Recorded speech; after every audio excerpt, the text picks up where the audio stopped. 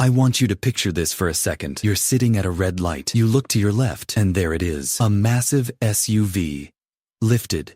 Shiny. Perfect paint. Oversized tires that have probably never touched mud in their entire life. It looks powerful, expensive, impressive. And then the light turns green. You both move forward exactly the same way. Same road. Same traffic. Same destination. That's the moment I want to talk about, because that SUV, that's not just a vehicle. It's a metaphor for how a lot of us live with money. On the outside, everything looks capable, successful, put together. But underneath, it's barely doing what it was designed to do. This is the Pavement Princess trap, and it's one of the quietest reasons people feel broke, stressed, and confused about their money, even when they're doing well. If any part of you feels called out already, good. Not because you're doing something wrong, but because you're not alone. Here's the misunderstanding most people have. They think being broke is about income. They think it's about not earning enough, not working hard enough, not being smart enough. So they look for raises, side hustles, new skills, new opportunities, and those things can help sometimes. But that's not the core issue, because you can make decent money and still feel like you're drowning. You can look successful and feel one bad month away from panic. You can have nice things and still feel financially fragile. That's not a discipline problem. That's not laziness. That's psychology colliding with a system that rewards appearance more than stability. The Pavement Princess trap isn't about buying one expensive thing. It's about building a life optimized for how it looks, not how it functions. And once you see it, you can't unsee it. A Pavement Princess in car culture is a vehicle built to look rugged and powerful, but never actually used for rugged or powerful things. It's lifted, but never off-road. It's armored, but never tested. It's all surface-level toughness. Now, let's translate that to money. A Pavement Princess life is one that looks expensive, busy, successful, but has no real financial traction underneath. High monthly payments, low flexibility, constant stress disguised as normal. The scary part? This lifestyle is completely normalized. In fact, it's often celebrated. New phone every year. Car payments that feel slightly uncomfortable but manageable. Rent or EM is stretched just enough to feel impressive. Vacations charged to a card with the plan to figure it out later. None of this feels reckless in the moment. It feels adult. It feels earned.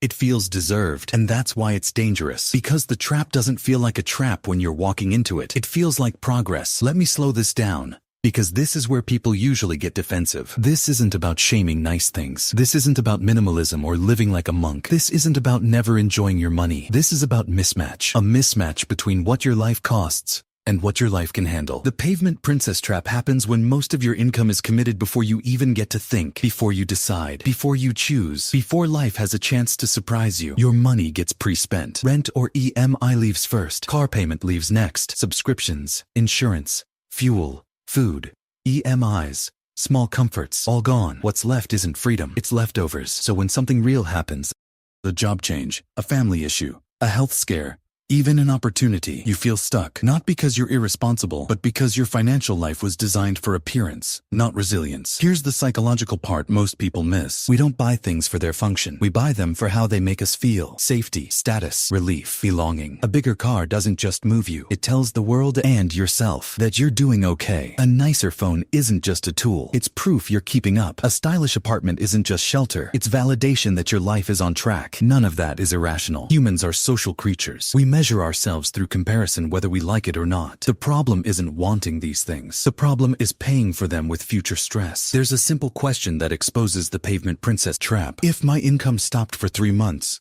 what would break first? Not theoretically, emotionally. Would you panic? Would your lifestyle collapse immediately? Would your confidence disappear the moment the paycheck did? If the answer is yes, that's not because you're bad with money. It's because your life is running at maximum surface level capacity with no buffer underneath. Like a vehicle that looks unstoppable but can't handle uneven ground. Let's talk about why this keeps happening, even to smart people. One reason is invisible inflation. As income increases, expectations increase quietly. Not because you're greedy, because the world nudges you. Better job?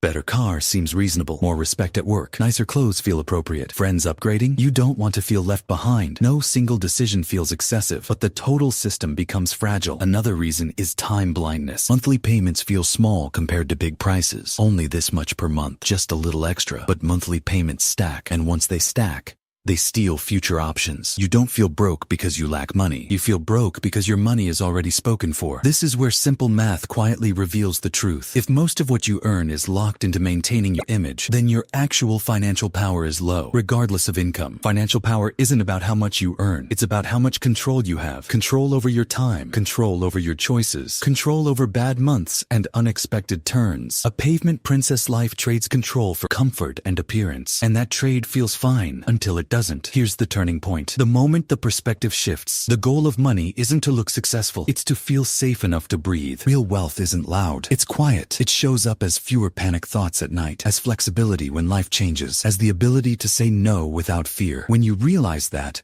your decisions start changing, not because you're depriving yourself, but because you're protecting your future peace. You stop asking, "Can I afford this monthly payment?" and start asking, "What does this commit me to?" You stop optimizing for appearances and start optimizing for resilience. That's when money becomes a tool instead of a performance. Let's make this practical, without extremes. This isn't about selling everything and disappearing. It's about small, honest adjustments. The first shift is awareness. Notice how much of your income is already committed before the month begins. Not with judgment, with curiosity. Notice which expenses exist mostly to maintain an image, not because they're evil, but because they're optional. The second shift is margin. Margin is boring. It doesn't photograph well, but it changes everything. Margin is the space between what you earn and what you spend. That space is what absorbs stress. That space is what creates choices. That space is what turns emergencies into inconveniences instead of disasters. The third shift is redefining rich. Rich isn't the ability to buy more. It's the ability to need less. Less stress, less urgency, less pretending everything's fine when it's not. Here's a subtle truth that took me a long time to accept. A lot of financial anxiety isn't caused by lack of money. It's caused by lack of slack. When everything is optimized to the edge,